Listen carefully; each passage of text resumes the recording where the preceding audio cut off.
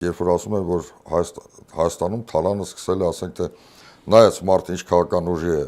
պատկանում 91 թվականից սկսած։ Հա, մի խումբ ասում է 91-ից, մյուսը 98-ից եւ այլն, ըստ նախասիրության։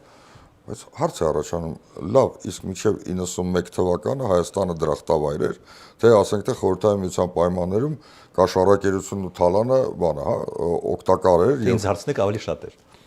Ինձ էլ որ հարցը ավելի շատ էր։ Իսկ որևէ մեկը մտածել է, թե ինչ սահմաններ էր հասնում թալանն ու կաշառակերությունը առաջին հանրապետության շրջանում։ Բազմաթիվ ուսումնասիրություններ, հուշագրություններ կան դրա մասին։ Կա որոշակի սոցիալական խնդիր, հա, այդ թալանը, կաշառակերությունը ուղեկցող երևույթ է մեզ։ Դա վերագրել այս կամ այն քաղաքական ուժին կամ անհատին ասել, որ մենք մաքուր ենք եւ ազնիվ ենք եւ եկավ այս մեկը, որը պղծեց ամեն ինչ եւ եկեք նրան վերացնենք եւ մենք կդառնանք կրկին մաքուր եւ գեղեցիկ, դա ուղղակի